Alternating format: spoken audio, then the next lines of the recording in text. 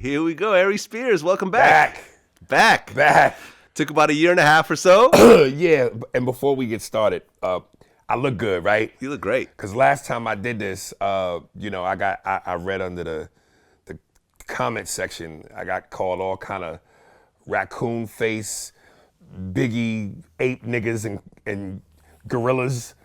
All right, so to the haters out there, not today, baby. I got my Muhammad Ali on. Freedom's the greatest, I'm the greatest, 5 all time, super real. No coon niggas and apes today. Looking good today. There you go, sir. Looking good today. There you go. That's how we do it. We want our guests to look good on the show. Always.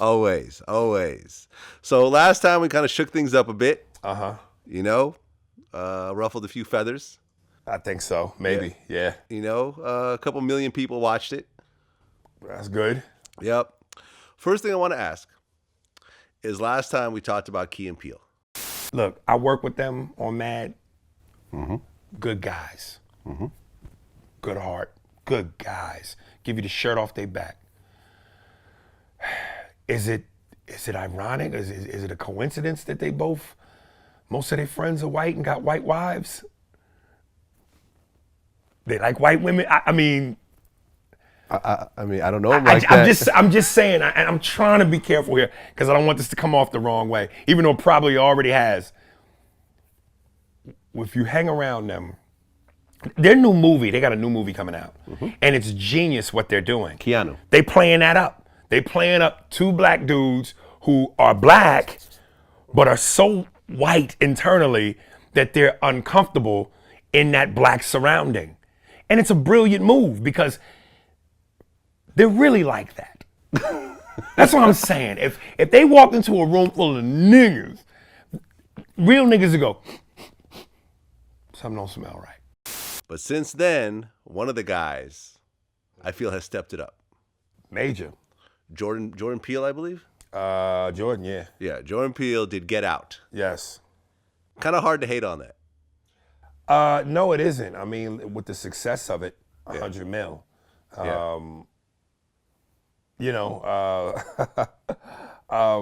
Yeah, man. And maybe in hindsight, when I look back on it, I've always just been very honest and open and opinionated about who I am. I kind of got that Charles Barkley thing in me.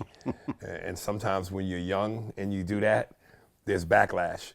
And people, they don't like it. But then I guess sometimes when you become older and less of a threat, and because as you become an older man, you lose that militant bravado you have about yourself. And I'm not saying that I have that, but certainly sometimes I think people see youth as a threat.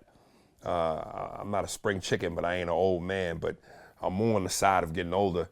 I say all that to say, in hindsight, I certainly didn't mean any harm. I just was speaking honestly and shooting from the hip. But in hindsight, when I look back on it, I probably shouldn't have said some of what I've said because I think sometimes it gets interpreted the wrong way. And there's repercussions to things that you say. Listen, dude clearly is a talented writer, knows what he's doing. It's a $100 million movie in success, and I'm sure he's gonna crank out many more. But if I had it to do differently, maybe I would have chose my words better. I mean, I ran into him at an airport. Right. We were at a bar together, so we started chopping it up. Yeah. And you weren't the only one that spoke out against him. When we interviewed Russell Simmons. Hollywood didn't pick that nigga. They didn't pick none of them. They picked Key and Peele. And again, I want to make this clear. I said this 10 times. I promise you, I don't care if you make it a headline. I like Key and Peele. I think they're very funny. I love their trailer for the movie. I wonder if young white kids will go see it because ain't nobody black necessarily excited to see it. Although the trailer looks good, anybody should go see it. I'm gonna go see their movie. Just the trailer looks exciting. But, it's like most black people, no matter how middle class they might be, their roots is so deep in the hood that culturally they still have cultural connection. And like they don't switch on and off and say, be black now, that they don't do that. But that's okay, and there is a group of black people like that, but not many. I don't care where you came from, you got cousins and family and all that, and you got culture that travels with you. So they are just very funny Americans who happen to be black. And it's really, we need them too. But I don't want it to be them to the exclusion of everything else. Comedy Central is a very white network. It's so white, you put black shit on it that's really good, it might even travel. You know, just to keep it 100, some of the shit that they were doing before was kind of whack. You know? Let me ask you this. What was his response? Did you ask him if he had... I asked him, I mean, I think I brought up the Russell Simmons thing. He goes, yeah, I don't know why dude hates on me. Like, you know, I like him. You know what I mean? I'm particularly talking about me, though. I don't know if I mentioned you. Really? Yeah. I would have loved to have... I'm not sure if when I met him was before or after we did our interview. Right. You know what I'm saying? Well, you know, it's funny. You know, this game is a small community. Yeah. Everybody knows. And eventually things get discussed, things get heard. And I think that when you have a certain level of stature in the game, especially what you say, people pay closer attention to, whether they like you or not, whether they agree with you or not. If your name carries any kind of weight or validity to it, people tend to perk up and pay a little bit more attention. And I know I went in to audition for the Tracy Morgan. Tracy Morgan's doing a new show on TBS. And I remember I was reading the breakdown, and it said produced, written, and it's going to be directed by Jordan Peele. I went, shit. Shit, here we go. And I go into the room, and Jordan was just as professional and as cordial as he could be, when it could have been something else. Yeah. Aries, what's up, yo? We slap hands, it was good. And then he was the only black dude in the room, and there was a whole bunch of other dudes in there, white guys in there, and in my mind I was thinking, damn, I don't know that he knows. Maybe he knows, maybe he doesn't. I have to assume he might know. If he doesn't know, there also might be these dudes in his ear like, yo, this motherfucker said, and he could have played it where it was like, you know, I'm auditioning and he's looking at me, and you know, as actors, we know, we see the look. Yeah, motherfucker, And he could have made me dance a little bit, but he didn't. Now, needless to say, I didn't get the part. Cedric did. So you can make of that what you want. Cedric is the bigger name, in terms of credits, the more established dude, and he's a good choice. You know, Cedric's one of the kings of comedy, man. 100%. So I don't, you know, I'll just say the guy that was more deserving got it. I don't know that my last interview, and based on what I said, may or may not have played a part in that. Could have, but I don't know. If it played a part, you probably wouldn't have gotten the audition. But see, again, that's the tricky thing about this business. You don't know what one's intentions are.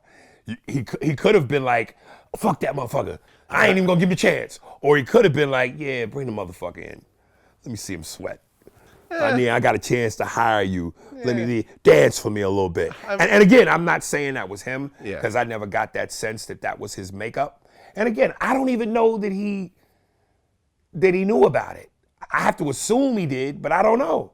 Well, listen, as a business owner, I could tell you that I don't have time to have people come in and you know, go through a whole routine and waste my time knowing that I'm not gonna fuck with them. Right. You know what I'm saying? Like our time is very valuable and limited. So, you know, I've had people that have talked shit about me that have tried to apply for jobs, you know, and you know, got through like a first round before I found out about it, and then I'm like, oh, this motherfucker? Oh, hell no. Like, but again, you know, let me say, this is the climate of sensitivity that I think we live in, is that people can't separate opinion from hatred. And a lot of what I say, people view as hatred. I'm bitter, I'm this, I'm that. Listen, if we're being honest, if you put in your blood, sweat, and tears in something for as long as I have, 30 years, and you know, maybe you don't get what you feel you deserve. And this is not me trying to be vain, I'm being honest. You feel like when you put in a certain amount of time, and I know in life nothing is owed to you, but God damn it, it's owed to you. And sometimes when you get passed over for this reason, that reason, be it political, be it racial, be it bullshit, whatever it is, to sit there and act like that doesn't bother you, you're lying to yourself. And like you, I know, I'm sure you know, but I know a lot of professional athletes, and we all hear them say the same thing. Man, I don't read what they say in the papers. I don't pay attention to the press. Fuck the critics. They lying. They read. They care. We're in a business of egos. And you know, if you believe in yourself and you think you're great, or you're trying to be great, the only thing that validates that is people letting you know that what you're doing is working. So am I in this to beat my chest like King Kong and go, I'm the greatest? No, I'm in this to be as funny as I can be. But the validity is somebody saying, hey man, I like what you're doing. I respect your work. You owning your craft. So to some degree, we all want to get our egos massaged. So when people tell you they don't pay attention and they don't care, they're lying. So I'm saying all that to say, I'm really opinionated. I have an opinion. The day we get to where we can't have an opinion is a problem. Now, whether, you know, again, I'm not, and when people go, oh, you hate, based on what? I'm not saying that someone shouldn't be in their spot. If you're good at what you do, you deserve to be in this spot, but there's levels to this.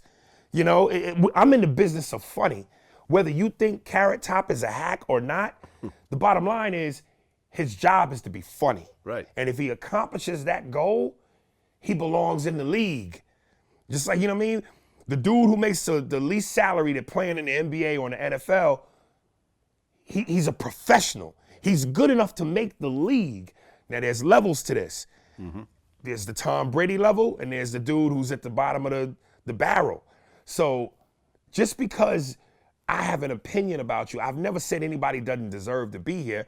I just have an opinion based on how I feel about the body of work. Well, Aristotle had a very interesting quote. Shaq? No, Aristotle. No, I know. The original Aristotle. Right. He said, criticism is something we can avoid easily by saying nothing, doing nothing, and being nothing. Do you agree with that? 100%. 100%. If you decide to put yourself out there and put your work out there, you are asking to be criticized, hated, ridiculed, threatened, whatever else comes with it. This is just the reality of it. I get it. I get it. Theoretically, yes. Yeah. But egotistically, no one wants to be hated. No one wants to not be liked. But it doesn't. But number one, not everyone will hate you, and not everyone will love you. Exactly. You know what I'm saying? I have people like if I were to judge my career based on online comments, I would think I'm a failure. Listen, you know I've read where people say Dave Chappelle stinks, Patrice O'Neal ain't funny. Yeah. And once upon a time ago, there were people out there that said Ali wasn't the greatest. Right. There are people today who still maintain that position. Mm-hmm. Michael Jordan ain't the shit. Michael Jackson wasn't the shit. So, you know, that shows you right there. We obviously all can't be loved. And no matter how great you are, there are going to be people that go, we don't see it. But, you know, we know the balance. We know what it is. For every one of those, there's a million that get it. Right, because number one, the numbers don't lie when it comes to what I do. Right. And when I go out to an event or whatever, the amount of love that I get, amount of people that want to take pictures with me or just tell me how much they love certain interviews, it's like, okay, like this is the real shit. Like the online shit is sort of its own world. You know what I mean? You know, it's always funny because I think that people, when they call them keyboard warriors, when you're in seclusion and nobody's watching you and nobody got a chance to touch you, right? Motherfuckers are so bold. But when people, it takes balls and a little bit of stupidity to actually meet someone that you go, I know who that is, and then insult them. Yeah. You know what I mean? And it's like, that's like, I know the difference. Like when people come up to me after shows and go, man, if I'm performing in Chicago, dude, I drove all the way from New York to see you. No, you didn't. You just happened to be here. You came to see your family or your friends, and I just happened to be here when you were here, and you said, fuck, that's my man. Let me go see him. I'm a fan. But I know the difference between legitimacy and bullshit. Yeah. You know what I'm saying? Not saying you're not a fan, but you didn't drive all the way from New York City to Chicago to come see me. Right, because I'll play in New York City eventually. Come on, man. Come on, man. But you can tell, because I'm telling you, man, sometimes when you see people, you can feel it when you've gotten it long enough in terms of the love you get, how real it is, and whether it's just, oh, you just want to be involved in the moment. You want to go, oh, I saw you in person. Let me slap hands with you. Let me converse with you. But there are celebrities who I've met that, I see certain dudes and I go, oh, that's so-and-so. But that's as far as I'm gonna go. Yeah. Rondell Sheridan, I see Rondell Sheridan and I go, it's Rondell Sheridan. But my passion for Rondell Sheridan ain't gonna be what it is when I met Brad Pitt. And I'm a fan of Seven. And I saw Brad and I had to let him know, hey, man, you that motherfucker. Right. Fight Club. So you can tell when people come up to you and they shake your hand and talk to you, you go, okay, they're a fan, but they just want to be in the moment, versus this motherfucker's a fan. Right. It's a look, it's a vibe, it's a feel. So, So I interviewed Lavelle Crawford. Yeah. Earlier this year. Yeah, I think I saw some of that. Mm-hmm. And he said something interesting. Explain. It's proven fact. Think about it. Okay. You know me as a comedian, okay? America semi know me as a stand-up comedian. I got a lot of fans, but as the comedian, okay, look, Louis C.K., I'm gonna just do it like this. Jim Gaffigan, who else out there? Even Dave Attell. I mean, I'm just giving out random names. These comedians, like Marie Bamford, they can come through the ranks and be known as stand-up and be respected as stand-up. Where, like me, I've been doing it 20-some odd years, and now I'm newer to the mainstream audience. Even though I did Last Comic Standing, people know me for that, but they don't have to know me. But look at the comics that make it one at a time. Kevin Hart, they think he's the only comedian in the world right now, for real. Because, he's not. Even if he helps out, Kevin Hart, he's the greatest. No, he's not. He's good. I love Kev. I think that was once upon a time ago, before the explosion of Def Comedy Jam. Yeah. But 60s was kind of like Red Fox. 70s was Pryor. Eddie was 80s. Chris was 90s, but that's when Def Comedy Jam came, and boom. Once upon a time ago. I don't know that that's as true now. You don't think Kevin Hart is essentially getting all the roles right now? Well, this is a business, and he's the cash cow. He's where the money is. I think if other guys were given the opportunity to show that they could potentially or do what Kevin does, that's where there may be the problem. Other guys aren't given the opportunity. But certainly Kevin has proven his weight in terms of what he brings to the table. And again, this is one of those where I've been accused of hating on Kevin. Right. And I've said it every chance I've gotten. Kevin is a heavyweight in the stand-up game. Kevin is a monster. He's got talent out the ass, and he's funny, and he has screen presence, and it works.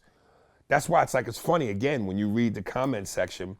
I read so many things on Twitter and YouTube where people go, they shit on Kevin. Oh, he just plays the fact that he's a small dude, that he's short, and blah, blah, and Kevin sucks, and blah, Kevin sucks. For every one of them motherfuckers, look at the box office receipts. Right. So them opinions ain't as valid as the ones who love him.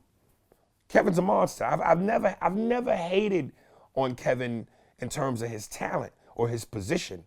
The only thing I ever questioned was the writing. You know what I mean? Because again, I liken what we do to some degree to sports. It's like every comic's intention is to have a joke out the park. We hit the ball out the park. We all want to do an hour set where everything is out the park.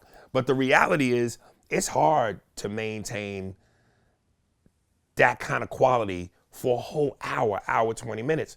So there are some jokes, it's like, like molding clay. You got this big block of clay, and your job as the artist / sculptor is to get this thing to where there's the masterpiece. And sometimes with jokes, you could be there. You could be on the cusp of a genius bit, but something's missing. Something's missing. It's like a gumbo recipe. Everything is good, but something's missing. Right. And if it's that in comedy, that facial look, that physical move, that one saying, it's that one ingredient that can take your bit from here to out the park. Now, as good as the bit may or may not be, if someone goes, say this, do this, give this look, now your bit goes from here to genius. That's you? You did that? You did that. You want somebody give you the steroid, take this pill, take this shot. You're still a great athlete. Your numbers are still solid, but when you had that new contract year, that we gonna max pay this motherfucker because of the stats, was that you? Does that make me a hater for saying that? Am I wrong for saying that? Well, but a lot of great comedians have had writers. Oh, yeah. Richard Pryor. Paul Mooney, he worked closely with Paul Mooney, right. But I think Paul was more responsible for the Richard Pryor show, his sketch comedy show. Oh, not a stand-up? I don't know that I don't know how intricate he was in the stand-up of it. Did Eddie do all his own stuff?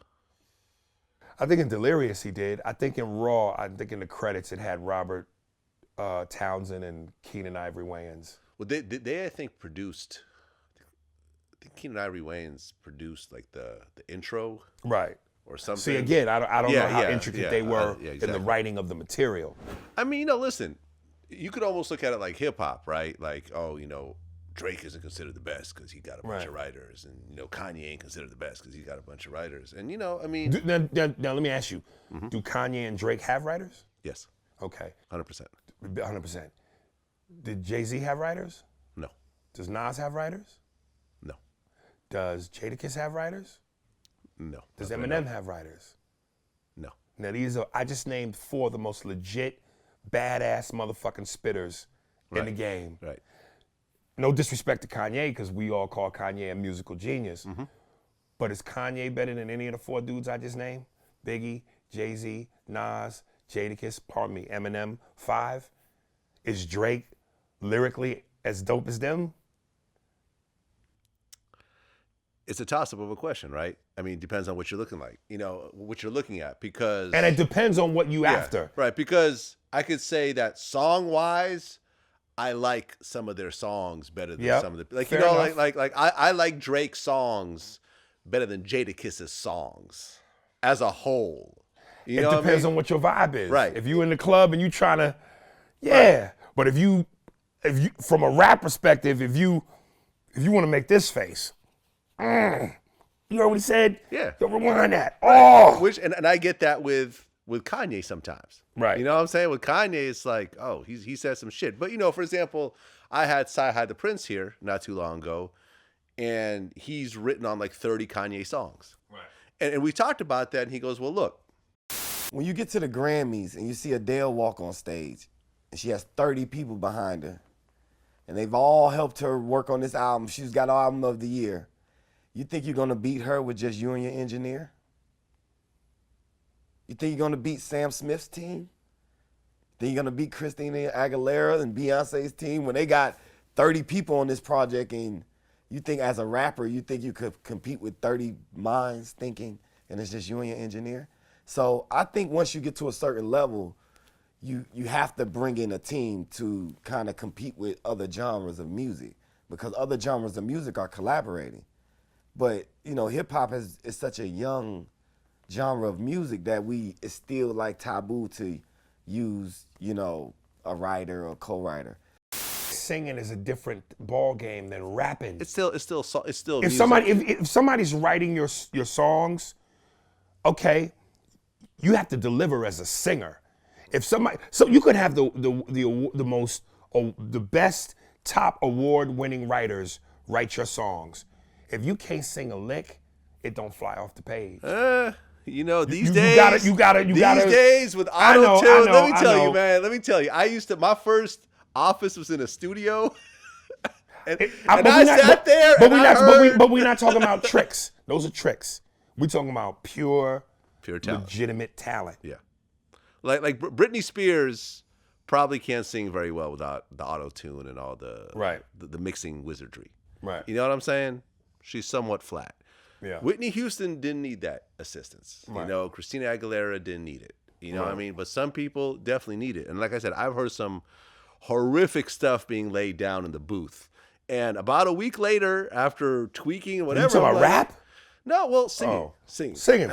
Yeah. After about a week, I'm like, hey, this sounds pretty good. I can't believe this is what I heard being laid down. Like, you know, rapping, it's a little bit different, but not really. Like Jay-Z could write for me and I'll still be whack when I get to the, when I get into a you booth. a white dude that, you don't have that. Jay-Z is not just incredible because of what he's writing. It's a personality. It's a lifestyle. Well, it's a combination. He's from New York. Right. He's got that swag. He's got that energy. It's right. But you know that he wrote Still DRE for Dre. Is that right? 100%. Okay. 100%. And in fact, and I think Nas wrote Miami for Will Smith. I think that was, I heard something about that, but I think someone said that wasn't exactly true. Yeah? Yeah. Okay, no, Nas wrote Getting Jiggy With It. All right. Okay. Yeah. Major hit, wasn't it? Yeah. Yeah. But, for example, like I remember Snoop talked about being in the studio and they were trying to do Still DRE. And, Dre doesn't really write. Dre has always had ghostwriters and has never denied it. And everyone was trying to write for Still DRE. And Jay-Z came in with those, with those lines. I guess he had like the reference track, and everyone was like, fuck. Like, this is Snoop. You know what I'm saying? God damn it. All right, we quit. Right. There's levels to this shit. J1. There's levels to this shit, man. Hove is one of the greatest MCs ever. Yeah. Ever. Rap has become such a young man's game. It's always been, but now it's a kid's game. To the point where, and what is Jay-Z, like almost 50? Mm-hmm. And he still is an icon in the game. I'm 42, and I bitch all the time on Twitter about the fact that rap is terrible now. I mean, you got obviously the J. Cole, Kendrick, but it's like looking for the prize in the cereal box when you was a kid. You got to dig deep to find the good ones now. Where before, it was always out there. These little pumps, 6ix9ine, Gucci Gang, Gucci Gang, Gucci Gang. What the fuck are we doing? I just saw that clip with, what's my man, Black Thought. Yeah. Where he rhymes for 10 minutes. Yeah, he killed it. And I'm just like, these young kids, man. Yeah. Like y'all. All right, let me, hold up. You know what's funny about that Black Thought clip? Because I know that as soon as you mentioned it, the comments going to go crazy on it. Because me and Lord Jamar had a debate at one point where I didn't put Black Thought in my top 10. Strictly as an MC, I would not put him on my top list. I felt he's a great person in the role of the Roots, but him as an MC, period, I wouldn't put him in the same breath as a Jay-Z, Biggie, Nas, Tupac, J. Cole. Listen, I can no, keep I naming wouldn't names. because those are different. See, there's so many different nuances to this shit. Rakim, KRS-One, I would If you put a all these real guys. hip hop motherfucker, there's so many nuances to this shit and different layers and levels that you just don't understand. Like Black Thought is not supposed to be talked about with a Jay-Z and those type of MCs necessarily. But when you talk about just real lyrical, pure hip-hop motherfuckers, like, yo, he's gotta be one of the top motherfuckers in that. And it's not about sales, again. You see what I'm saying? I'm not It's talking even about hit sales. records that he had. I'm talking about this motherfucker got bars and bars and bars, and his shit is just always, it's just always super strong. Right. And everyone was upset, and Black Thought got involved in the conversation at one point. He actually? Yeah, he actually jumped in, and then Right. me and him kind of started texting and stuff like that. And I told him, I said, listen, man, I love what you do with the Roots.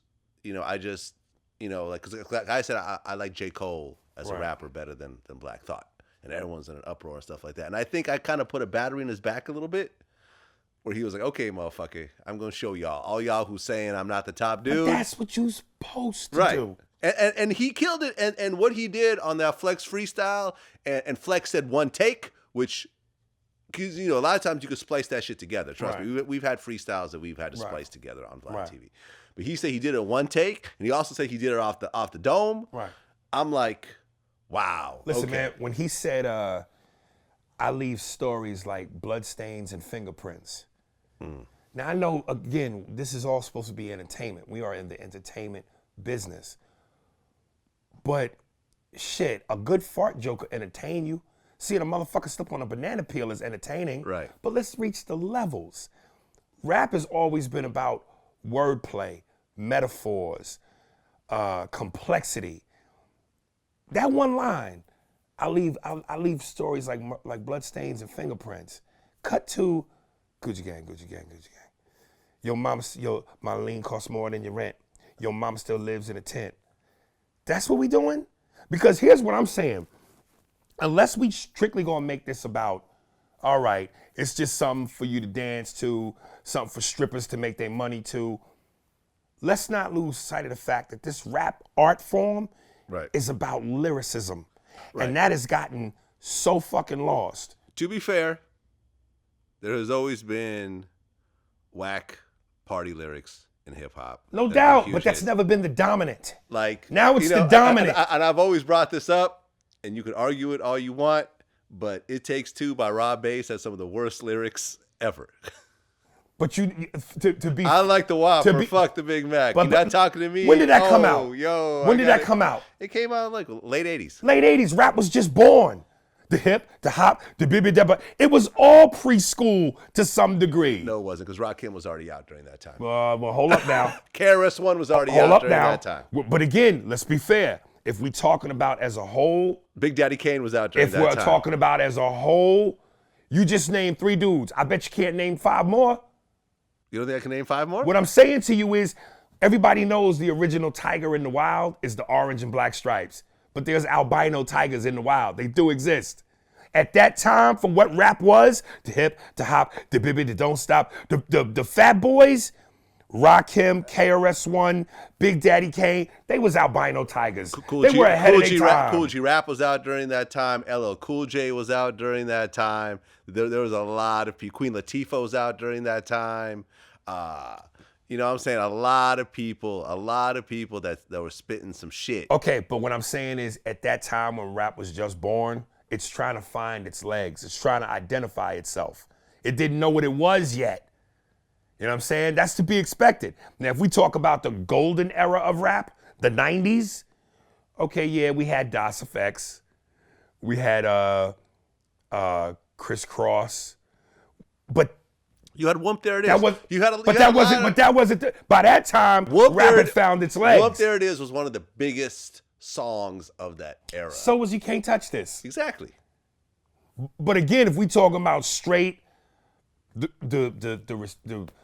you respected Vanilla You Can't Ice. Touch This. Vanilla Ice was out during that time. You say You Can't Touch This from in terms of the business aspect of rap, the money it made, Hammer's impact on the game. From that standpoint, hats off. But now we talking about purists. We talking about lyrics. We talking about the guys that go hard in the paint. That's why I'm saying, look, like I heard this song one time by Lil Uzi Vert, and I remember the chorus was something like, all my friends are dead. Right. I don't know what the name of the song. It's called XO Tour Life. Okay, but basically, 90% of the song was that chorus. I don't really care if you cry. Right. And then when he did spit, he maybe spit like 4 or 5 bars, most of which was not even understandable.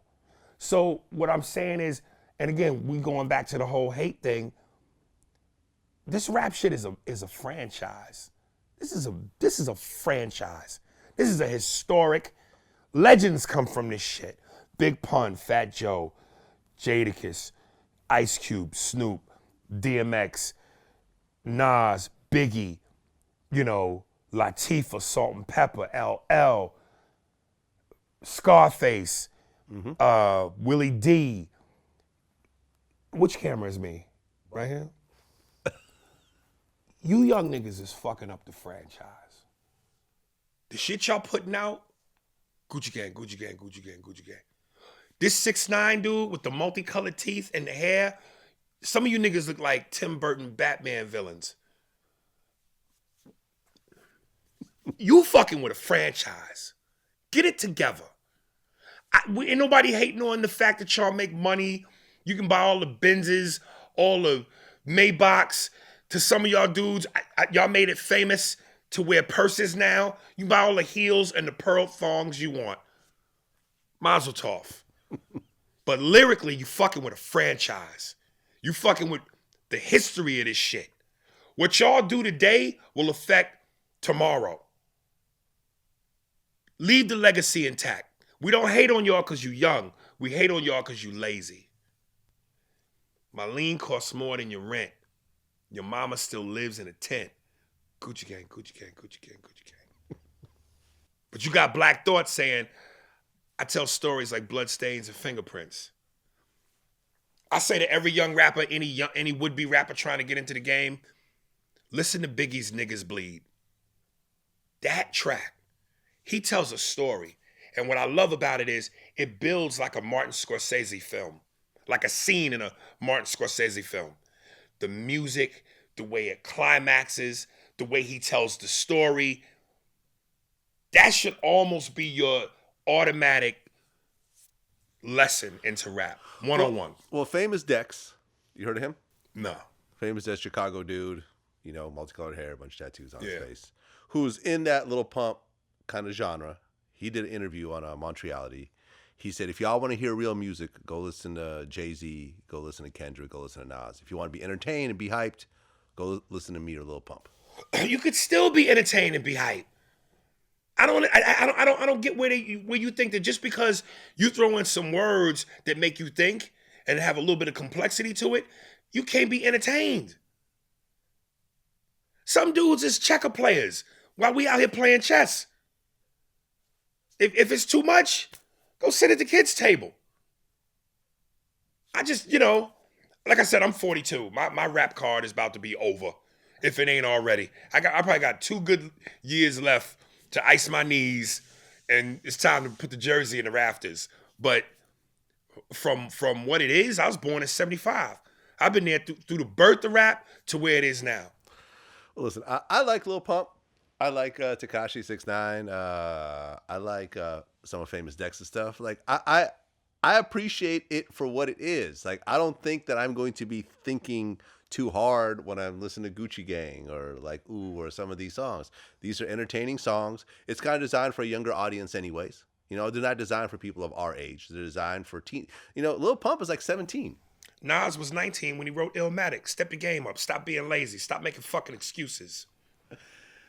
19 when he wrote Illmatic. A classic. Don't hear me about that age shit.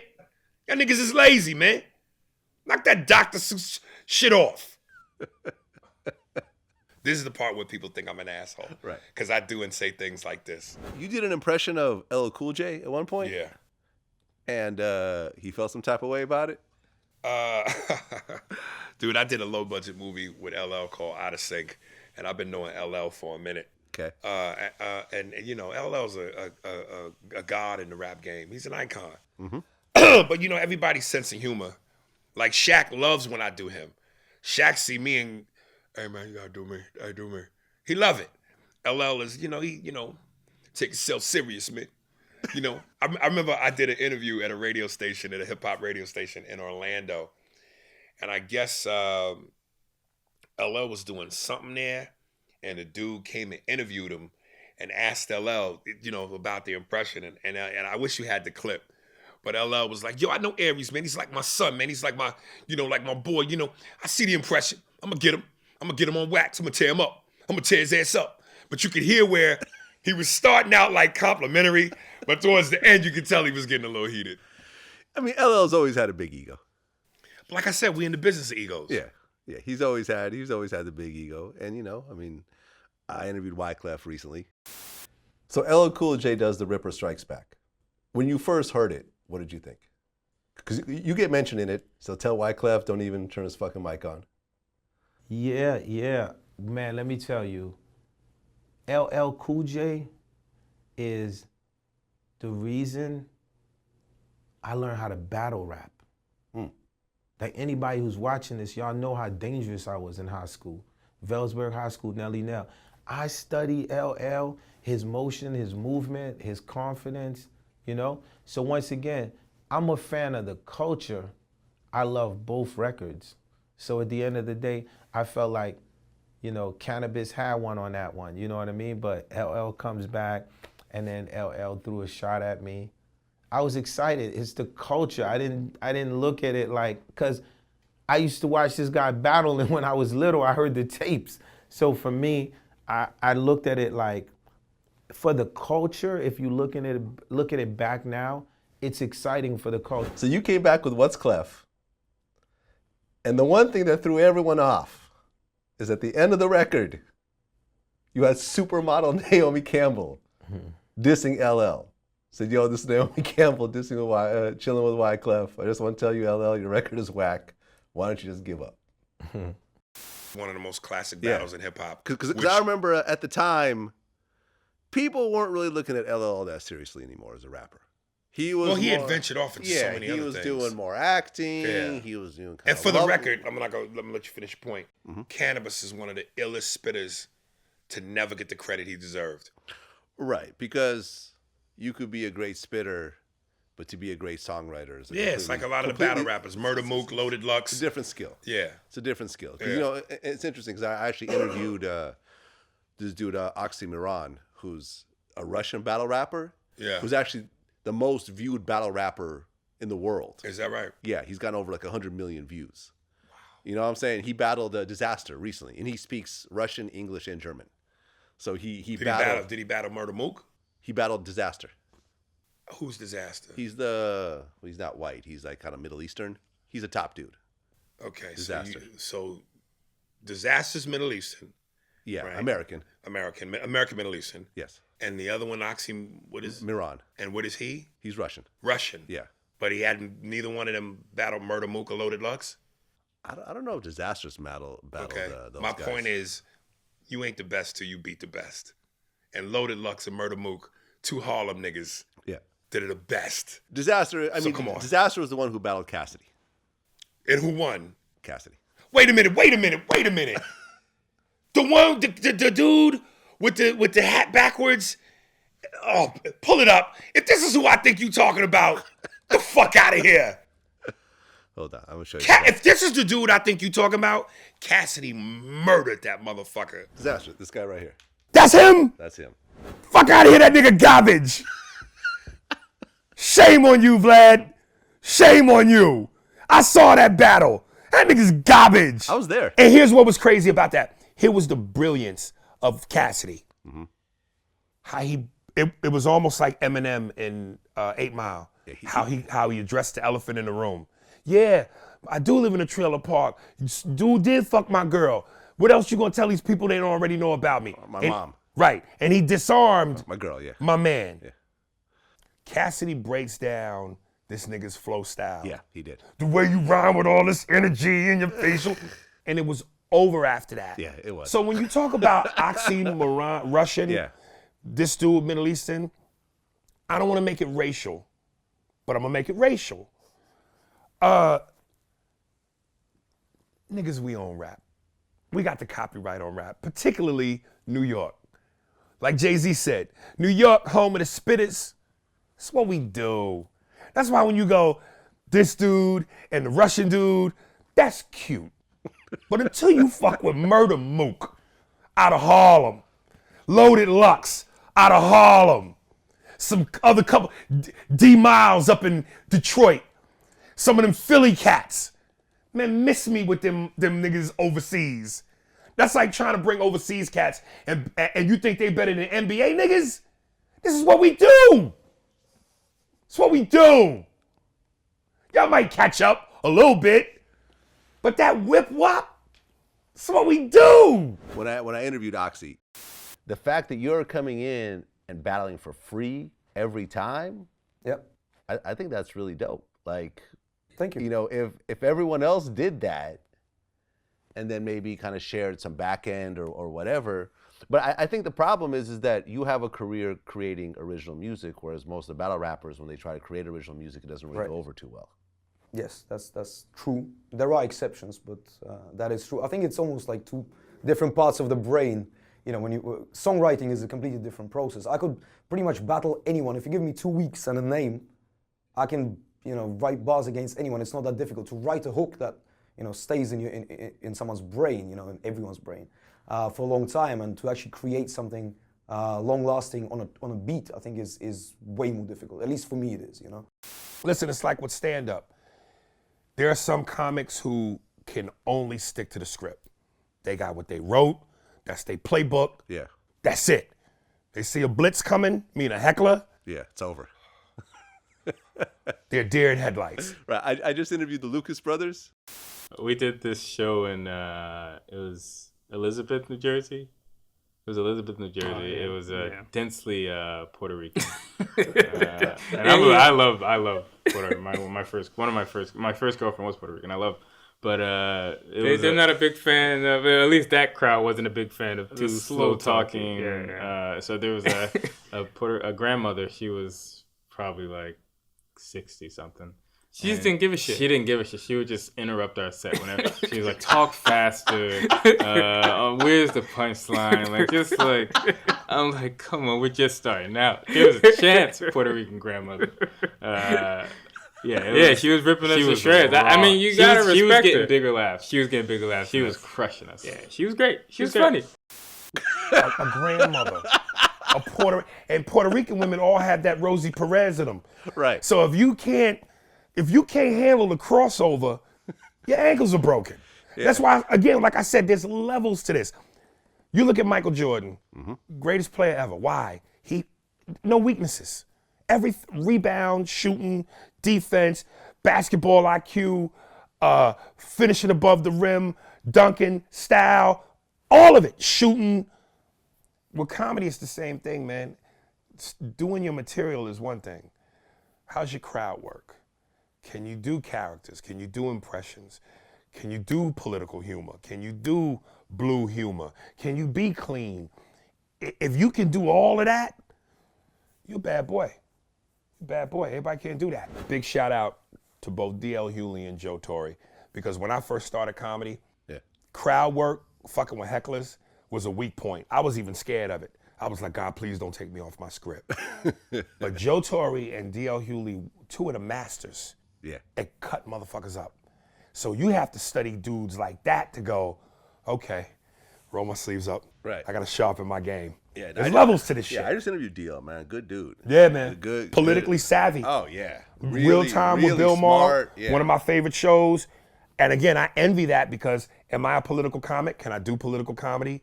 I hit some things. Yeah, he does it, though. He does it. He does it. Yeah. Well, I asked, because, you've never heard of the dude Oxy, right? Oxymoron. And I said, so you've actually gotten more views than all the established U.S. battle rappers. That's right, yeah. Like, how's that even possible? Because, I mean, Russia has a lot of people. Yes, yeah. But so does the U.S. and more people speak English than they speak Russian. Yeah, and then I mean the U.S. has a lot of people, and more people in the world speak English than they speak Russian. So you have a bigger audience. Yeah. For example, I mean you got Canada, you got the UK. Exactly. Exactly. People in Germany speak English. Like it goes on and on. Let me break it down for you. So I think there's a few reasons for that. The main reason I think is what I just mentioned. I'm an industry artist who is battling. So imagine, I mean, you have examples in the West. Cassidy battled, Cannabis battled. You know, a few small artists like Mad Child from Canada, and you know, a few artists did. Joe Budden, right? A few people did, but no one that's really sort of first, second echelon, right? So imagine you would have a battle where Drake would be battling Kendrick. How many views would that get? That would definitely get more views than, I mean, not definitely, but probably more views than their most recent videos. Because we don't have to. Yeah. For what? For what? We know who's great and who's not, but we don't have to put ourselves through those kinds of tests. You know what I mean? We got the blueprint on this shit. We don't have to do that. I would love to see it. I would love to see Jada take on Eminem, Beanie Siegel versus Fabulous, Jay-Z versus what we saw with Ether a little bit with Nas, but like in the forum of battle rap. You know that Jay-Z battled LL Cool J? No, I didn't know that. Uh-huh. Is Yeah, that right? I just interviewed Biggs. We talked about it. There was a battle between Jay-Z and LL Cool J? Yeah, that was early on. I wasn't there for that neither. I believe it was in front of the Palladium in New York on 14th Street. But yeah, that was a legendary moment. I wasn't there for that, but I heard about it. Yeah. I guess what I'm trying to figure out is, by that time, Cool J was a superstar. Yeah, 100%. So why is he battling an up and coming dude? I think Jay called him out. So from what I know of, Jay called him out once he came. They both came out of the club, and Jay wanted to battle anybody. Then he was, really trying to make a name. Right. Well, it makes sense why Jay would want to do it. But LL. Yeah, because I believe Jay called him out and started rapping, so it was already like too late. He already drew him in.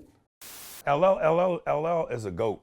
Yeah. No question. But I think in terms of wordplay, Jay's a little bit slicker. Yeah. Jay's just a little bit slicker. Yeah. Jay Pharoah. Yeah. You said a lot of people think that I have beef with Jay Pharoah, but I got a lot of love for Jay Pharoah. I envy Jay Pharoah because he does a lot of impressions that I wish I could do. Yeah. And hands down, he's one of the coldest in the game. Yes. His impressions are dope. Absolutely. His Will Smith, his Chris Rock, Jay-Z. His Jay-Z. And again, this is where people go, I'm hating. I was just going, look, as an impressionist, we're perfectionists. Yeah. The key to a great impression is not hearing your own voice. If there's some dudes who do impressions where you listen and you go, I can still hear you. When you lose you and become them, it's a different ball game. And the only thing that's ever bothered me is when Jay does Jay, he goes, my baby girl, Hova with my baby girl, Hova rule the world. And Hov has never said world or goyle. Hov would say world and girl how we say world and girl normally, just in the Hov tone. Yo, it's your boy, Young Hov. I rule the world. Yo, that's my baby girl. It's just girl, world. The oil just bothered me. But other than that, Pharaoh's beast, man. Yeah. Pharaoh's a fucking beast. Well, I just had Godfrey on the show. Yeah. His impressions were amazing. I got a Jason Statham. I actually did it for Jason Statham. I was on a radio show, Opie and Jim show, and Jason Statham was on the show, and they called me in, and I did Jason Statham. You know Jason Statham. Okay, ready? Right. The transporter. Fuck yeah. He's like, I forgot to tell you, I'm the transporter. This is what I fucking do. I don't care who you are. Woo! I just smoked that bitch. Godfrey does some impressions too. Yeah. Yeah. His impressions were amazing. I mean, if you look at, it seems like impressions is a whole different part of comedy. Again, levels. Yeah. You know what I'm saying? Different note. Like, you look at like a Chris Rock or a Dave Chappelle, they don't do impressions. No, they don't. But the thing I loved about Dave and the Chappelle show, because when the idea of the Chappelle show first came about, I was just like, how's he gonna do that? He don't do impressions and characters. But then I got reminded that the Dave Chappelle show, before the Dave Chappelle show, was the Richard Pryor show. And Richard didn't do impressions of characters. But to Richard's genius, he knew where the funny was. He knew where the satire was. Right. He knew how to milk it, which is what Dave did, and did it on a phenomenal level. Right, because when he did Rick James, he wasn't doing a Rick James impression Right. per se, but Right. the Rick James character he did Yeah. is still funny today, Yeah. which is what, 15 years Yeah, later or yeah, whatever. yeah. Like Rick James, bitch. Yeah, like, yeah. you know, Creative fuck your couch. phenomenon. Like Yeah. it's still fucking He knew where the hilarious. comedy was. He knew where Yeah. it was. I mean, if you look at comedians who do impressions, who do you think are the all-time best? Eddie Murphy, King, and there's not really a lot of dudes that do it. Eddie Murphy, Jay Farrow, Affion Crockett, Affion Crockett, yeah, okay. Affion Crockett, myself somewhere in there, and Reggie Reg. Reggie Reg, I'm not familiar with. Reggie Reg was on the Bad Boys of Comedy. Okay. He does the best Denzel I have ever seen. Dean Edwards does Denzel too. Okay. We all do Denzel, but Reggie Reg was the dude that made me tuck my neck chain away. he showed up with this big fucking silver platinum cable piece down to the dick with the big medallion, and I had the herringbone, and I had to tuck my shit and go, okay, I gotta go back to work. So, what are your best impressions? Who are your best They impressions? vary, man. I mean, you know, listen, I drink and smoke a lot, so sometimes my voice don't always cooperate with me, but when my voice is right and I'm totally where I need to be in pocket, Shaq, Jay-Z, Denzel. Can we hear a Denzel? Well, I just saw that movie, Ezekiel, number 73, pamphlet 87, book 44X, that crazy title. But like Jay-Z says certain things, all right, we're talking about the law. All right, we're talking about justice. All right, everybody's got a right to a fair shake. Everybody's got a right to a free trial. Huh? All right. All right, that's what we're talking about. Huh? So, you know, but like I always tell people impressions are like music. It's like a note, hitting a note range. And what makes Shaq so easy is his bassy. So everything is right here. You ain't gotta go far, you ain't gotta stretch. Yo, DMX is the groove, you know what I mean? It stays right there, yeah, you know what I mean? Yeah. So when it's like that, same thing with Pacino. You hold this boy's future in your hands, committee. It's a good future. It's a valuable future. Embrace it. Protect it. Hoo-ah. So just the nuance and the, you know, but like I said, depending on where my vocal range is at that moment, sometimes I'm really in pocket and sometimes I'm having an off day. Yeah. Yeah, man. You know, impressions is definitely a tricky one. Yeah. It's definitely a tricky one, and you know, when you nail it, you just absolutely nail it. Well, you know, it's always two parts. It's the cadence and the voice. Some dudes have the cadence down, but they don't have the voice, or vice versa. They got the voice, but they don't have the cadence. Like Barack Obama, I know his cadence, but it's hard for me to get the voice. Barack Obama, what we do here in America, it's important to my daughter, Sasha Malil. He has that cadence, does like that when he talks. Now, the cadence I got, but the voice, I don't really have a voice like I wish I could. Alex Borstein, Yeah. the voice of the mother Family Guy. and the Family Guy, you said is I gotta stay away from this one. one of the most racist. I gotta stay away from You this can't get an answer? I cannot. I gotta stay away from this one. Can't get in that one. Can't touch it. Yeah, I'm trying to clean up my act. Okay, fair enough. Fair enough.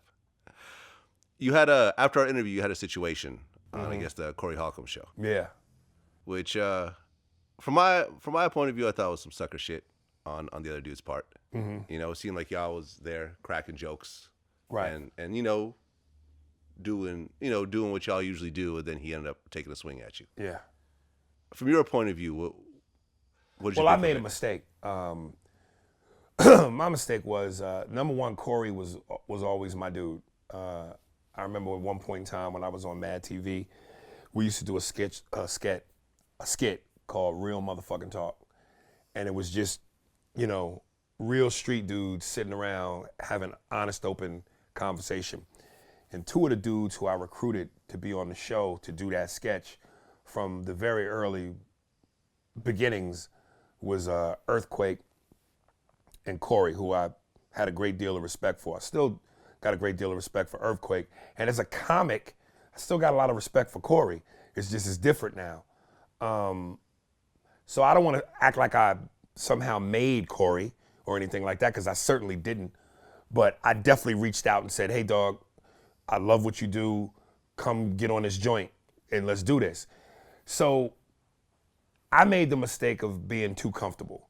I didn't know Zoe Williams. I assumed he was a comic. And when Corey said, hey, this is Zoe on the show, this is my man, that's all I needed to hear. You know, your man, who's my man, is vouching for you. We friends and family now. And you know, every black person knows this. You know, they used to call it back in the day playing dozens. You know, whatever you want to call it. Italians call it breaking balls or whatever. You know, we get around each other. You know, we talk shit like we do at the barbershop or on the street corner, in the locker room. And I just thought that's what we was doing. You know what I mean? And you listen, man, clearly I have an aggressive personality, which is, you know, well, again, why people sometimes say I'm an asshole, or they don't know me, but they assume what they think I am, just because I have a very personality, you know what I mean? I'm from New York. I wear my hat a certain way. Right, I got flip-flops on now, but yeah, you're a big dude. I'm a big dude. Yeah. You know what I'm saying? I got my Timbs. So that's just who I am. So we're engaging, and I'm talking just as naturally as I would talk. Like I said, if we was at the barbershop or we was, you know, at the crib chilling, motherfucker, what? Nigga, get the fuck out of here, nigga. Man, shut the fuck up. I'm doing this. And, you know, I'm a professional asshole. I'm a professional shit talker. So apparently I push buttons that he wasn't designed to have pushed. And, you know, shit got where it got. But again, that's my fault, because I put myself in a situation where I just automatically assumed everything was everything. Where normally, look, man, when I'm not on stage, when I'm not doing what I do, I'm real quiet, man. I'm only when I'm in a certain arena or when I'm around friends and family and I feel comfortable. But I've had people tell me, dude, you don't even seem like a comic. Because when I'm not on stage, man, I'm real quiet. I'm to myself. I don't make a lot of noise. So yeah, man, I just, I jumped into something without being more mindful and cautious of, look, you really don't know this dude, so you might want to watch your steps. And look, man, Corey wanted to say that I was drunk that night. Listen, I've been drunk. I know what drunk is. I wasn't drunk. I had some Tanqueray and juice. I was feeling, you know, I was feeling in the mood, but I certainly wasn't, oh motherfucker, not by any means. But I talked to my boy who used to play linebacker for the Dallas Cowboys. We get on the PlayStation. And he said, hey, man, just brother to brother, just fighting rules 101. When a nigga tell you, shut the fuck up, I'm talking, bag up. So, and it was funny now when you look at it. But yeah, man, I mean, you know, fuck, it be what it be. You know, and a lot of people sat there and said, and I got off Twitter for a while. I got off Twitter, I got off Instagram, because I knew the jokes was coming. And it wasn't so much about the jokes that was gonna bother me. It was the fact that me knowing how I am, I would have responded to him. And then it would have been a plethora of just motherfuckers talking shit to me, and I'm fuck you, and I would have been Tony Montana Scarface balcony scene ending. You fuck with me, you fucking with your best. I would have been going at it. So I was like, you know what, man, let me chill out and let me let the storm die down. And then once it subsides, I'll get back on. Because a lot of people would say to me, I read some of the comments even when I got back on, some of which were very funny. I remember when I got back on, one dude said, God damn, you just now waking up from that beating? So I could take a joke with the best of them, just be funny. But a lot of people went, man, you was a bitch because you didn't do this or you didn't do that back. And it's like, look, man, here's the reality. While I might not be Kevin Hart, hell, I might not even be Mike Epps in terms of stature, I still am somebody. So the decisions I make come with repercussions. So I thought about it, and I thought hard about it. And again, maybe because at the time, you know, with the Tanqueray, my first instinct when it happened was just, you know, cover up. Yeah. Then once it was over and we got separated, And Corey's like, chill, chill. And people telling him to chill, chill. I just, in my mind, I went, okay, if I retaliate, this is gonna come with a price tag. You know, Right. maybe he calls the police, I get arrested. I already got this cloud that hangs over my head in Hollywood as far as being this particular kind of guy. Now, because of who I am, TMZ jumps on it, and it just fuels a fire I'm not trying to start, or I'm at least trying to put out from what people perceive me as. So, And you have more to lose. and I have more to lose. That's the other thing. Like Jay-Z said, If I shoot you, if I shoot you, if you shoot me, you famous. But if I shoot you, what's a nigga to do? I'm brainless. I'm brainless. Yeah. So, but then I also thought, you know what? I can make a phone call and have 50 goons here, and this nigga will get dealt with. That way it ain't even on me. But then that comes with repercussions and consequences. So it's one of those things where it's like, you know, your manhood and your pride and your ego get involved, and you want to prove I ain't no punk. I ain't no bitch.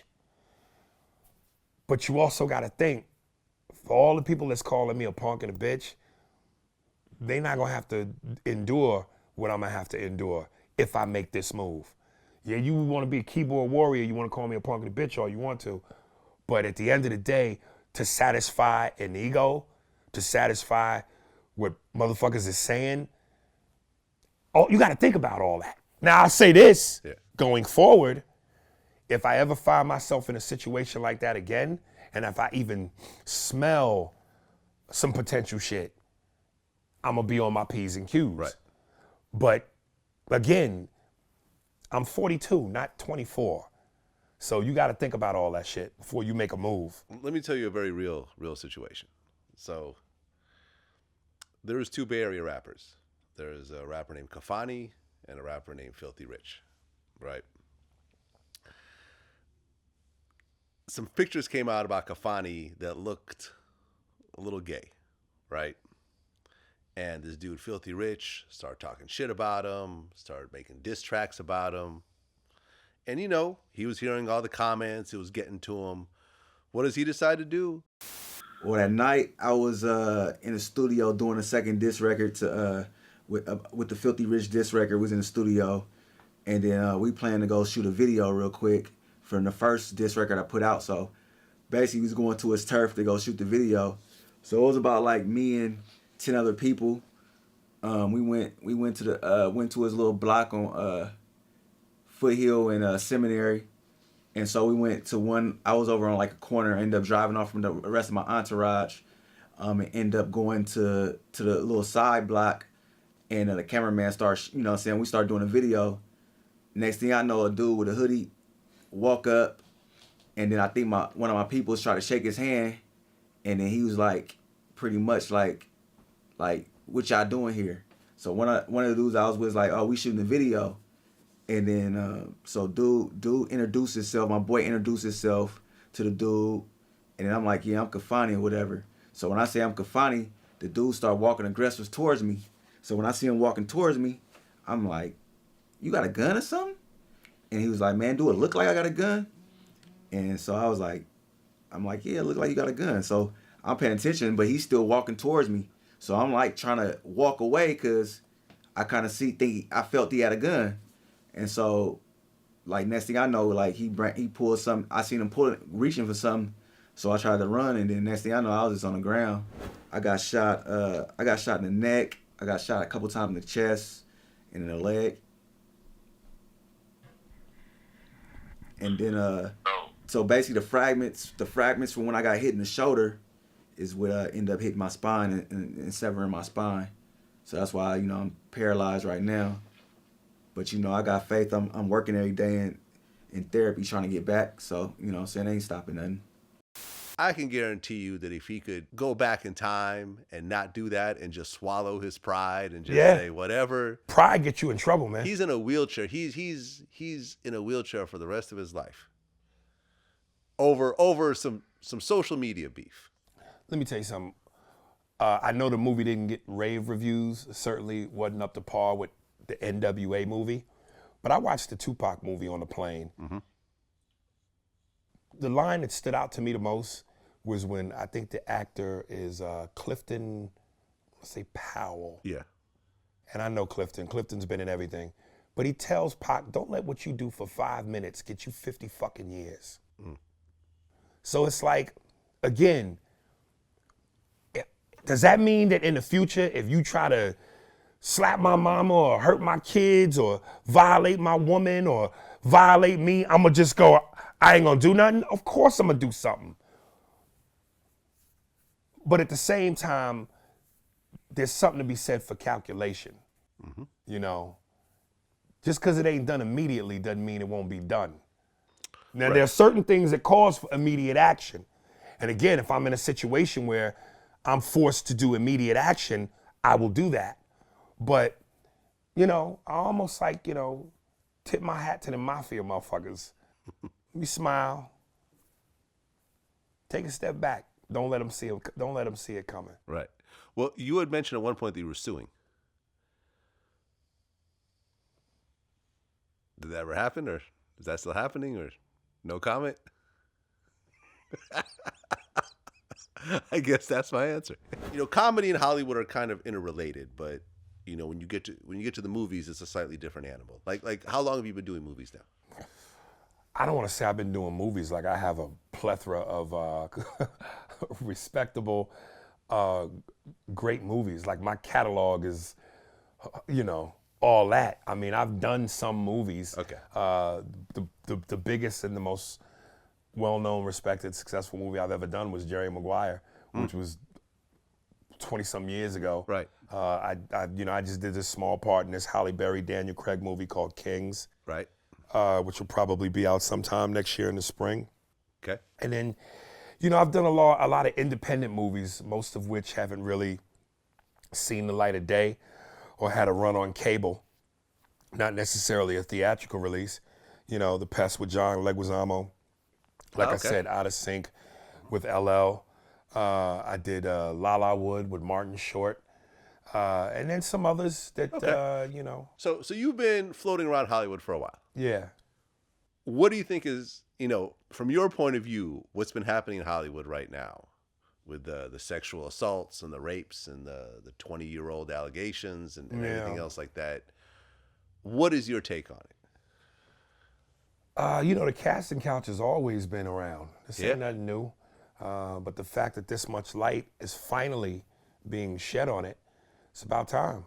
You know, people abuse power. Right. I mean, even Terry Crews came forward with a man that I just don't understand how grabbed his dick. How a man can grab Terry Crews' dick and live. Terry Crews looks like the Thing from the Fantastic Four.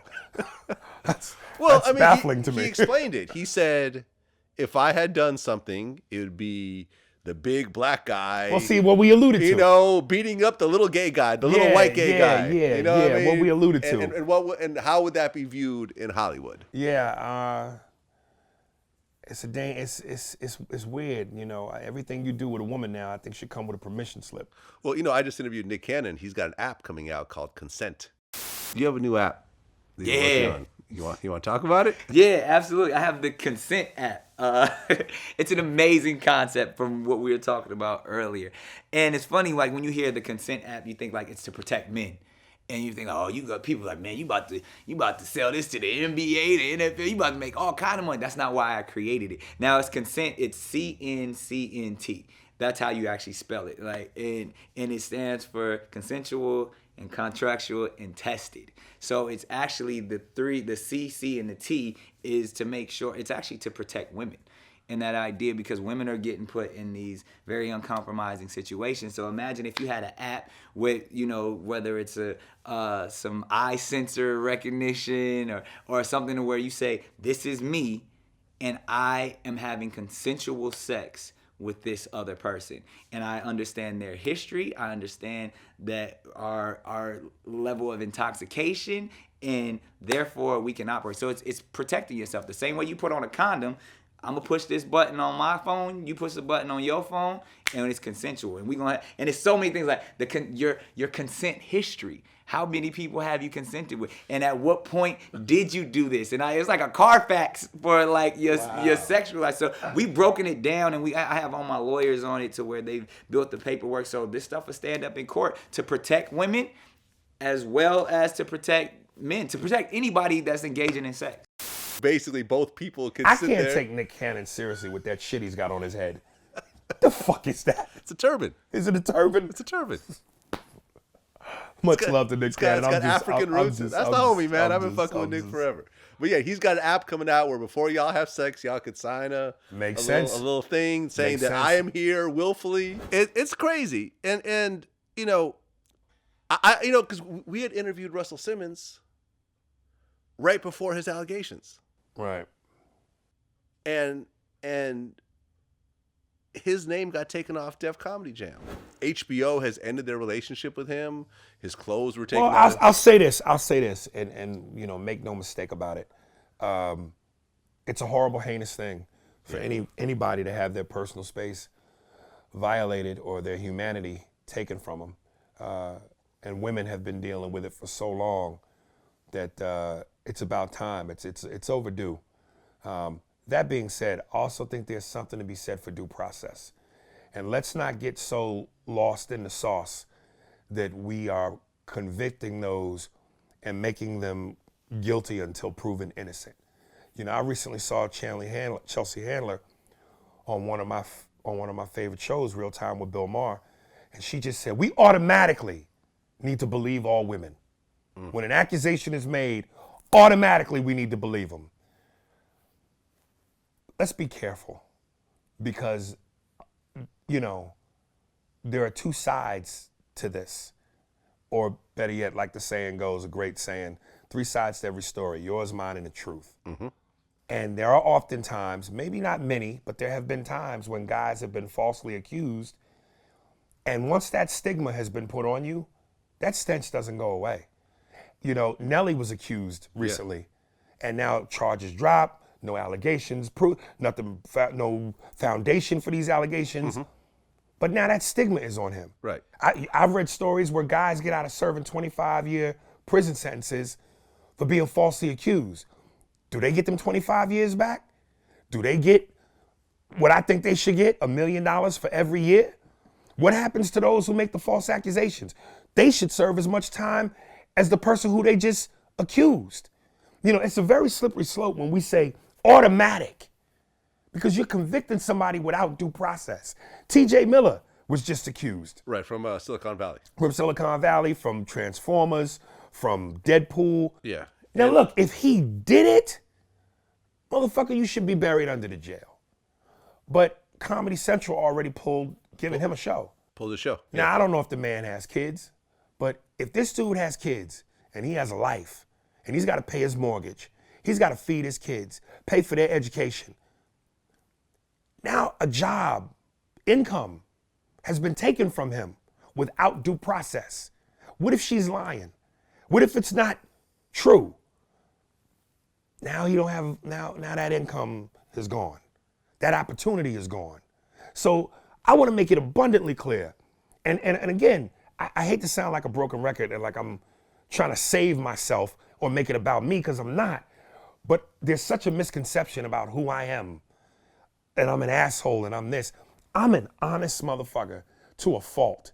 And maybe part of what I need to learn how to do is shut the fuck up or pick my spots better in terms of when and what to say. But, you know, my mother for years, growing up as a kid, father used to physically beat my mom. It would traumatize me. We talked about that. It would traumatize me. So, and as a young boy, your natural instinct, I don't give a fuck how old you are, be a little lad, protect your mother. Yeah. So anything violating a woman, I'm against. You know, I have a charity that for domestic abuse. So any dude that violates a woman should be buried under the jail, but due process. Let's not just automatic. When you use those words, automatic, you've setting someone unfairly. Right, because the action happens right after the allegations, most times. The allegation happened against, was it T.J. Miller? Yeah. And then suddenly his show got dropped. Right. Allegations were made against Russell Simmons. Boom. And some of these dudes have admitted it. Right, like Louis C.K. said, yes. Right. I've been pulling my dick out with women. Right. and I admit it. I'm sorry. I just don't get it. I just don't. Listen, man. How do you get off on being on seeing someone uncomfortable? Like I could never. Yeah. I want to know you want me. I want to know you desire to want to reciprocate. Right. To see someone uncomfortable and get an erection is preposterous to me. Yeah. And listen, if you got whatever your freaky shit is, you want to pull your dick out, you want to a woman, there are women you can pay that will let you do this. 100%. That's why I'm saying I think hooers are underrated. I love hooers. It's the most consensual exchange ever. You've never heard a prostitute come forward and say, so-and-so, after they paid me, they did this, that, and the third, and I was uncomfortable with it. Oh, no, I got paid. Hooers. I got paid, and I'm cool with it. Oh. Yeah, I'm sure hookers have got a lot more work Why recently do you in want Hollywood. to force? I just that's ugh. Well, you had a kind of a weird situation. You had your ex-wife filed a restraining order against your ex-girlfriend. Yeah, I can't touch that one either. Can't touch I that one can't either. touch that one either. Okay. But I will say this. Again, people tend to convict you based on one side of a story. And I'll say this. That restraining order that was filed against me for something that... Oh, it was against you? Again, well, the ex-wife, we got married twice. Okay. The first time we were married. It was not true. I didn't do anything that I was accused of. Okay. But public perception was, you see, look what he did. Because we heard it from one side. Mm-hmm. He's that guy. I ain't do any of that shit. And to this day, it affects me. I lost a gig I was supposed to do at the comedy club in Utah, first week of January, because the owner of the club is Mormon, and some people wrote in, you're gonna have that guy come perform, knowing he's had a restraining order and he's this type of dude. And look, it's fucking Utah, ain't no niggas there anyway, so I ain't missing out. You know, Utah's white people's Africa. I'll be all right. But the point is, Utah's white people's Africa. I lost an opportunity. Yeah. I lost an ability to put food on my kid's table for some shit that wasn't even true. So I'm just saying, man, we understand that in terms of the big picture, women get the short end of the stick the majority of the times. But let's just be careful about saying things like automatic. Yeah. That word is dangerous. Automatic. You talked about child support laws. Yeah. Right. You said the way women in courts rape men financially is ridiculous. Yeah, Until it's mafia shit. until men start banding together and say enough is enough. Yeah, and rewrite the laws. It's at going to what continue. point will men and we all know it. It ain't a secret. We know it. But at what point will men go, enough's enough? So you have kids? Yeah. You pay child support? Yes. So you said something interesting here. You said a kid should get what's necessary, not what's entitled, based upon how much you make. Yeah, because it's based upon what you make as opposed to what's necessary. Well, it's not necessary. Listen, I've done the research, and apparently from what I've seen on TV, a child can survive off the price of a cup of coffee for 50 cents a month. A child can have a good life. You could support a child. You could support a child, The price of a cup of technically, coffee. for 50 cents a month. But what I'm saying is, there's no way you could tell me that a child needs. I think at one point I read P. Diddy was paying one of his baby mothers $90,000 a month. Well, okay. Justify that. This is something that I don't agree with you with, because ultimately that is your child, and if that child was living with you, that child would have a certain lifestyle. So the fact that the child is not living with you, why should that child not have somewhat of a similar lifestyle? If you can afford $90,000 a month, you can afford to have that child live with you. Fight that fight and make that child live with you. Well, but... And he can still have the lifestyle. But we all know that money ain't about the child, it's about her. It's about her. It ain't about the child. Kids, and I'm not trying to, let me be careful here, because I'm not trying to shit on kids that go through ADD. I know that's serious. Mm-hmm. But it's almost like all kids have ADD. When a child is upset, put something shiny in their face. What's this? Okay. That's how quick kids don't care about what the adults care about. You know what I mean? Right. No, it's not that expensive to raise a child. I'm 100% with you on that.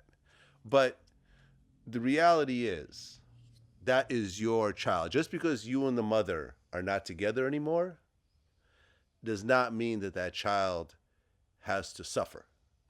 But what's suffering? No one's literally talking about 50 cents a month. Right. That would be suffering. That would be suffering. But look, if you live in a mansion, right? You live in a mansion. You're a multimillionaire. And you and the mother are no longer together. The mother is broke. The mother lives in a shitty studio apartment. Technically, you could pay enough money for the child to eat and have, JCPenney clothes and stuff like that. But don't you want to give that child a slightly better experience? There's ways because you have the financial means to do Let it. me tell you something. I bet you a kid would rather live in a condo surrounded by a gazillion toys than a mansion surrounded by 4. It's not just satisfied and happy. It's education. Well, of course, it's healthcare. Of course, but let's cut through the bullshit. We're not talking about none of that. Let's talk about what it really is.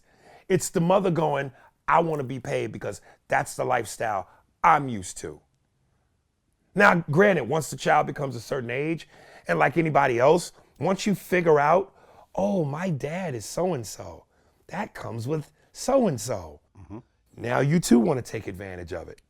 You want to be those spoiled, bratty little kids on MTV's Sweet 16. Yeah. But before you figure all that out, what you care about is getting the proper amount of love and attention. Right. You know what I'm saying? And that don't cost shit.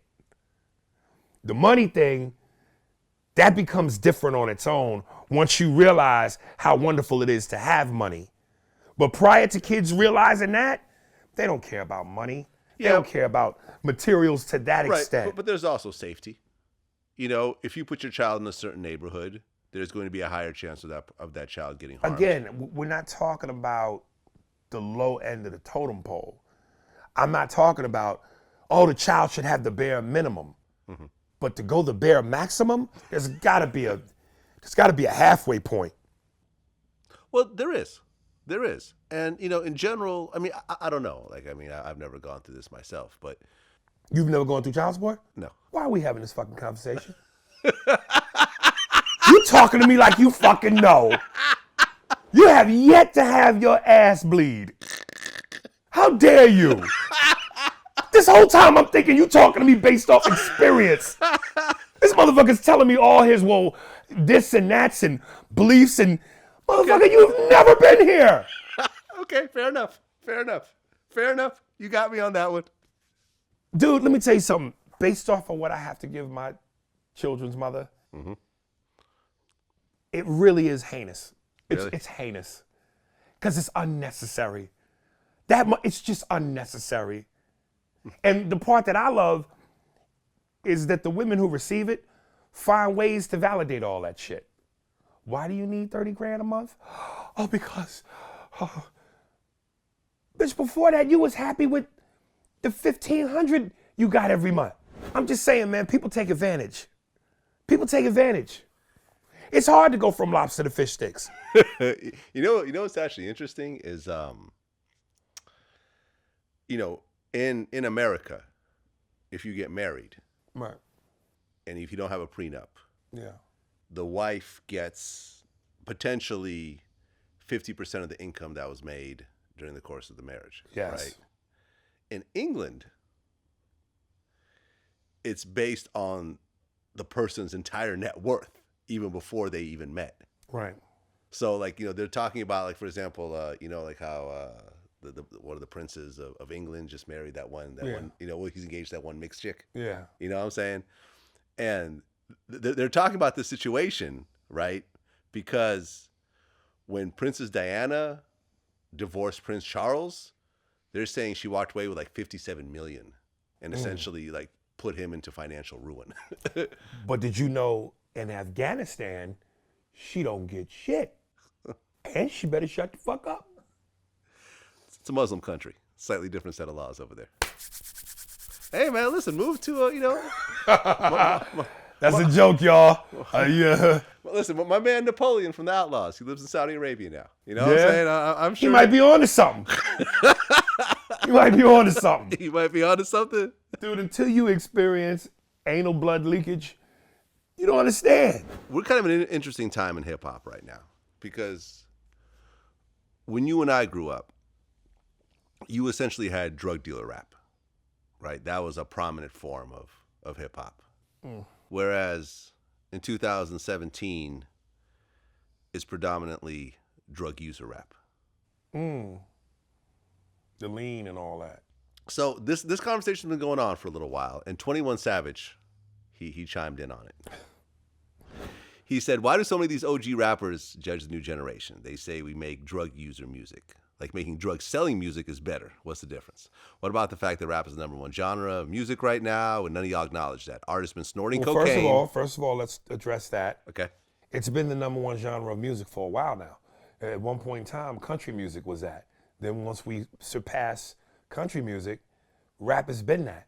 So what is there to acknowledge? It was that 90s era that pushed it into the #1 form. Okay. So why do we have to acknowledge something that we're the cause of? Okay, fair enough. I'll give you that. He said, artists been snorting cocaine and smoking crack since the 70s and 80s. Did y'all forget that instead of judging how about What artists that rap that did it? that admitted to it? Admit, know of, the high on coke, what artists? DMX. Okay. Damn you, Vlad. But you know what? I think X, towards his latter years. Nope. No. But I don't think he was doing it when he first came on the scene. Let me tell you something. I interviewed his ex-wife. You said the ex was really verbally abusive towards you? Yeah, he was. You know what? But it came like with the more of his drug use in this industry. Before, because we were together 10 years before he got into the industry, and he wasn't perfect. The biggest problems I had with him then was him robbing and stuff, and I think he talks about that in Slippin'. You know, he shows how he used to be doing his thing, and you know. She's his ex. She has no stake. Listen, in his best interest. They found him. Like I've interviewed the CEOs of Rough Riders. They used to have to threaten drug dealers when they first signed DMX and threatened them not to sell drugs to him because they're trying to keep them together. All right. DMX has been a drug addict since before he got signed. Some niggas do better with coke than others. Okay. Bottom line is, kids don't do drugs, because when you look at these kids today that are rapping with the lean and the pills, they sound like garbage. Versus my generation, who, X, some guys may have dabbled, but for the most part, I don't think a good majority of them dudes was doing that, and the music was quality. So don't do drugs, kids. It's dangerous. You put out shit music. I don't know, though. Drugs and music have always gone hand in hand. Look, what do rappers really do? Hennessy and weed. Those are enhancers. You smoke some weed, just like taking the blue pill in the Matrix. I think some Hennessy, as long as you don't get shit-faced drunk, your inhibitions go away. It brings a little bit of that aggression out. Right. Now, lean makes you lean. Yeah. You do this shit. I've interviewed Future before, and he was lean the fuck out when I did that. And was he coherent? Kinda. Coherent to the point where you go, if you put him in the booth right now, something fire is coming out. Yeah. I mean, he was in the studio with Sierra, actually. And Future? Future. He, him and Migos, they kind of do the same. Yeah. Not impressed with it. No. Dude, I'm 42. I come from that era where lyrics, it was about what you said. Fire. This shit today is it's garbage, man. All my opinion. It's garbage. So you don't like Future at all? No. I don't like none of that shit. None of it. None of it. Little Savage, Lil Yachty, Kodak Black, Pump, 6ix9ine. Garbage. All of it. Garbage. All of it. You do like Kendrick. Kendrick's dope. You like J. Cole. Cole is dope. Yep. But again, when you hear him spit, there's substance. Chance the Rapper? I'm not really a Chance fan, not because I think he's not worthy. I just never attached myself. Yeah, But actually, and I'm actually in the exact same space. Right. I never, and I've listened to Chance. I try to give Like, I've never listened to Chance. That's why I'm just saying. I've you know. listened to his albums, and I'm like, I don't think it's speaking to me. Right. But listen, he got Best New Artist Grammy last year. Right. I mean, obviously people fuck with him. Right. More power to him. I saw Lil Uzi Vert on with Ebro, and there's a clip of him saying, "Yo, I want you to spit over this DJ Premier beat," and Lil Uzi goes, "Yo, man, I ain't spitting over them old man beats. You gotta play. In other words, you gotta play a beat that would allow me to go, ha yeah, ha yeah." How do you diss a DJ Premier beat? You know what I'm saying? One of my favorite songs that I wish I could download off iTunes, but it's not available. So when I want to hear it, I got to go to YouTube. Classic with KRS-One, Rakim, and Nas. That track, DJ Premier Classic, and then when the beat, oh my God. The other clip, Lil Yachty on Ebro, trying to freestyle. And at one point, he's saying some stuff, and like how New Yorkers do, like when, Cats is rapping and you might hear DJ Who Kid or Funk Flex in the back go, yeah! That was throwing Yachty off to the point where he went, stop. You guys can't do that, stop. That's where we are with rap now? We at, stop. These niggas is moist, man. I mean, rap has gotten more feminine. It's moist. I can't. Satchels I can't and purses. Can't deny it. It's But, moist. But there's always gonna be both sides of it. Like Logic, I think is dope. His new album, I thought was brilliant. Did you check it out? I don't know who Logic is. Logic? Nah. He's a mixed kid. Kind of looks white, but he's not. Yeah. He had that 1-800 suicide song that got real big. Yeah, man. Is he new? A few years old. Yeah, my new rappers. Nah, he just not. Is relegated to Cole and Kendrick. Like I said, I got 2 more years left on my hip hop card, and I ain't gonna know who none of these motherfuckers is. I'm gonna just strictly be jazz and blues music. That's it. That's it. Nothing else. That's it. I mean, Nicki Minaj, she pointed out like the charts recently, and she said it's a great time to be a white rapper right now. When has it never been a great time to be a white anything? Fuck us out of here. White people, y'all have had your stamp in the world since forever. I thought at one point, if things did not go as expected, that you might have a situation like rock and roll, which we invented. So that's what I'm saying. Yeah. Where it originally started out as a black art form, and now it's like when you have a black rock and roll act, it's like ooh. Like I remember when, even in the '80s, when the group Living Colour came out. And that's Cult of Personality. Yeah. That's my track. That's I got what I'm that saying. on my phone right now. Right. That's what I'm saying. But that was like, oh look, it's a black rock group, Right. and it was like a unicorn or something. Right, you know what I'm right. saying? Well, a black woman wrote Hound Dog for Elvis Presley. A lot of people don't know that. Well, I mean, didn't Elvis steal a whole bunch of? Yeah, he stole a whole bunch of shit. A whole bunch of black musician songs. And never gave the credit. Right. That's why when Nas said that one line in his song, something about residuals, and that's why I come from that era, and that's what I love when guys can say something, you get a beat, make your head go, but then also, oh, okay. That's, a lot of that is missing in hip hop now. Yeah, I mean, honestly, I'm not a big fan of a lot of white rappers these days. Just to be, And I know dead a lot honest. of people were shitting on Eminem's new album. I heard a lot of people say it's more ugh than you heard it? Good. I haven't heard it. You haven't heard it? But and he took a lot of heat for that thing he did about Donald Trump, that freestyle. And listen, was it lyrical? Not 8 Mile lyrical. It was emotional. Yeah. And sometimes with white dudes, y'all get emotional. That's why y'all flip tables over and destroy hotel rooms and riot after your team wins the trophy. Eminem showed his white side. As much black swag as he got, he's still a white boy. And he showed it. He got emotional. I respect him for Well, he's always been emotional, though. He has, but I'm just saying in the vein of rap, Yeah. he's always had his rap swag. Yeah. But that moment, his rap swag got put aside and he was an emotional white guy. Right. I heard the album. I listened to it a few times. It just kind of sounds like what Eminem's been doing all along. Right. There's no growth Yeah. or experimentation. Like, you know what I mean? Like, you could say what you want about Jay-Z's 444, but you could, he went a different direction with it. Yeah. You know what I mean? He had no ID, produced the whole thing, which is he's never done before, one producer.